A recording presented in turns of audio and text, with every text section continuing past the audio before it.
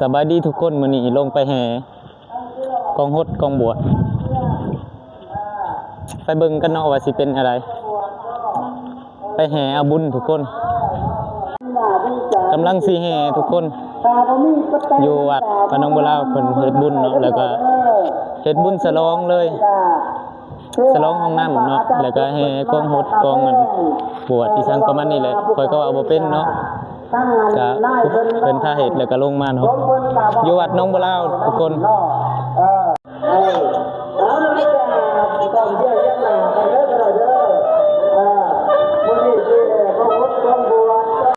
ยังบ่ทันนี่ทุกคนกำลังลงมานะอีกบ่โดนก็แห่แหละ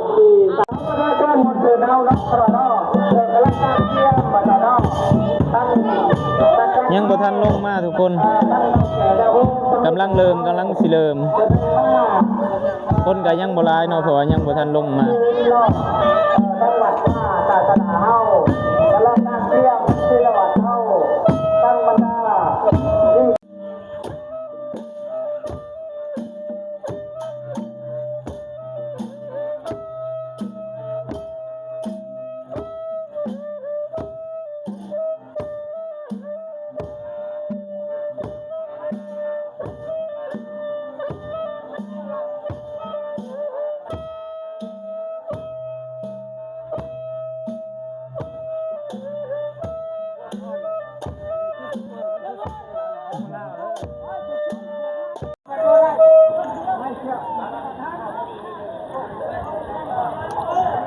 เอาว่าจะเลี้ยงมาดูจะเลี้ยงมาเอาจะนำมาดูจ้ะเอาจะเลี้ยงมาดูจะเลี้ยงมาดู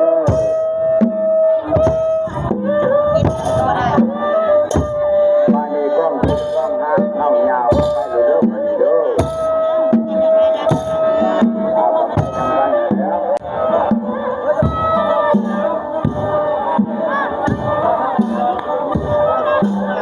ตอนนี้ก็เป็นเวลาสิแห่เนาะสิเอาญาฐานยาคู่แห่แบกแห่กองฮดเนาะทุกคนอะไรเรื่องเขาห้องคือไปเดี๋ยวจะได้ส่งไว้บาลีโบราณนะมุดยางก่อนดูยางก่อนก็ได้ดูยางนะมุดกำลังขึ้นเนาะทุกคนก็สิแห่อ้อมวัดนี่แหละเนาะมื้อแลงก็สิมีการกบนั่นตามประเพณีเนาะทุกคน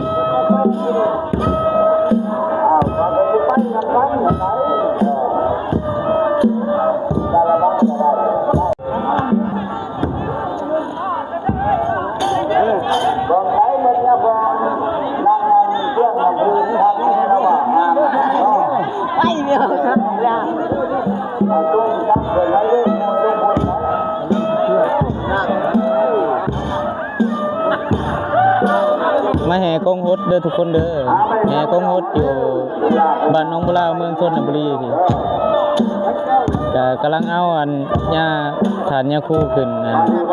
แบกแห่เนาะแห่อ้อมวัดนี่ล่ะ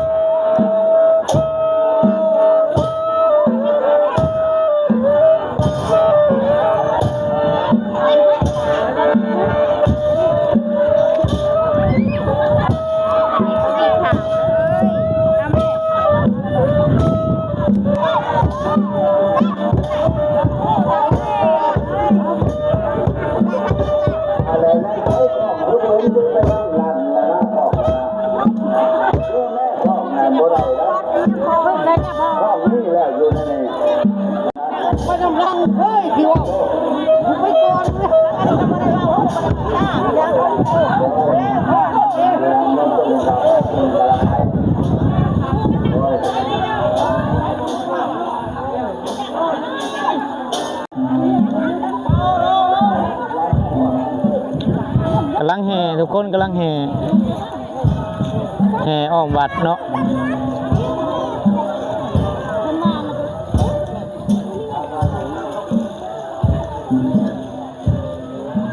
Thank you. คนหลายเติบเนาะทุกคน เนาะเงินเบิ้ลสิได้แม่สิเมื่อกี้ที่เขาต่อพวกได้ต้องเงินได้บ่เงินได้บ่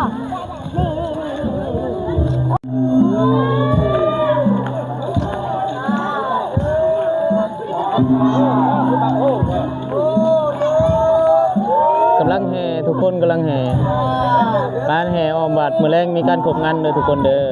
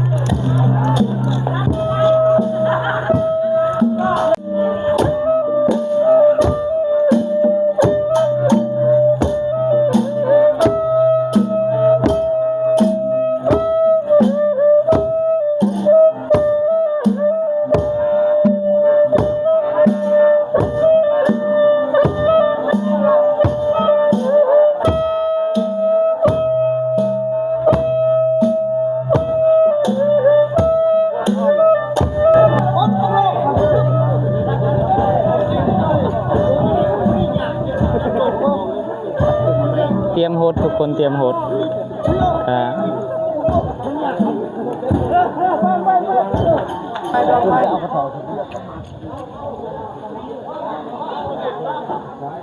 ก็สิได้โหดเนาะทุกคน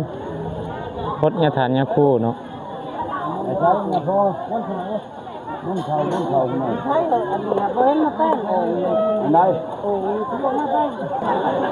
เอาเก็บเอานี่นี่ได้แล้วได้แล้ว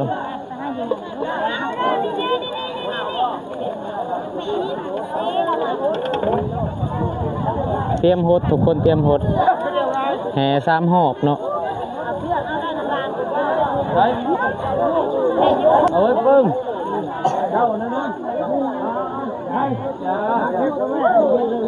เอาบุญนำกันเด้อทุกคนเด้อเอาบุญนำกันเอาบุญนำกัน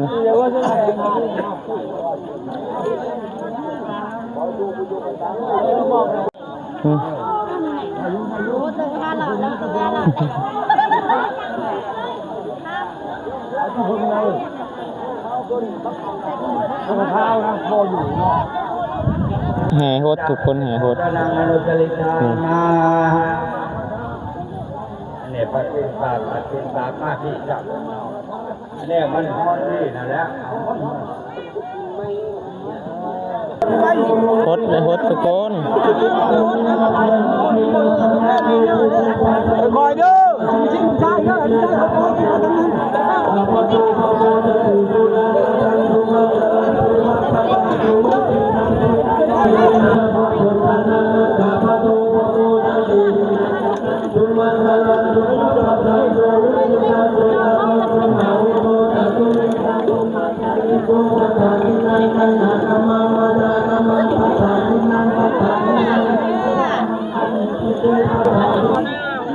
บ่ดาวโอ้ยเพิ่นแกงอยู่ไหนเพิ่นใครพูดเพิ่นรู้จัก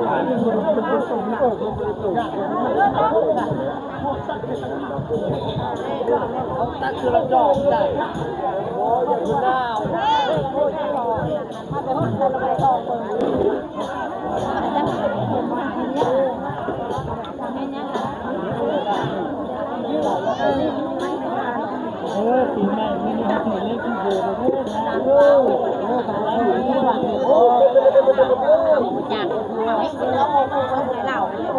แห่โหดทุกคนแห่โหด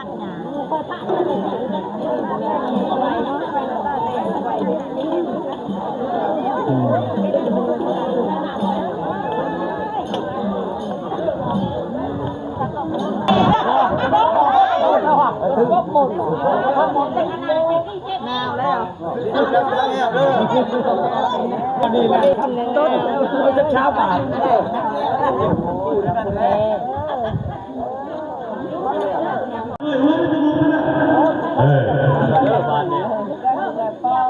กระทงแล้วก็ปีหน้าข้าวมันเลยจ้ะ เดี๋ยวพ่อผมจะใส่จะไปแห้งกันเด้อมันจะเจ็บแอวร้ายนะคุณเหนือนะคุณจะใส่เฮ้ย โอ้ยคนจะไปนั่งยังพาลงอ๋อเนี่ยพวกเทวันจะยัง เอาคุณจะใส่นะพอ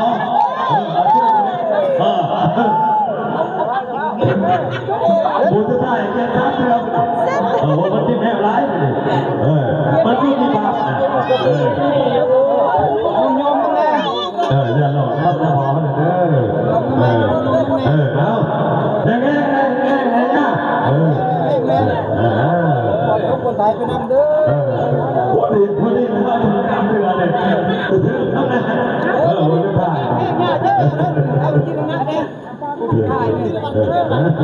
ที่ว่าเป็นยังไงเหรอเยี่ยมมากคุณจะถ่ายนะนั่งกันเด้อได้โยมนั่นเลยยันโมนี่นะขับวนเลยพ่อได้พ่อไอ้กันหน่อยครับไปเลยพ่อไอ้กันหน่อยไปกันไหนพ่อ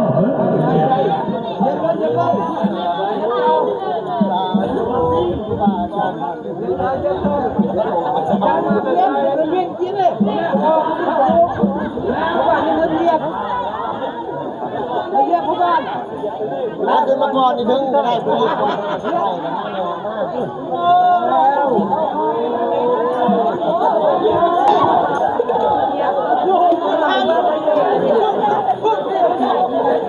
่อส่งให้กัน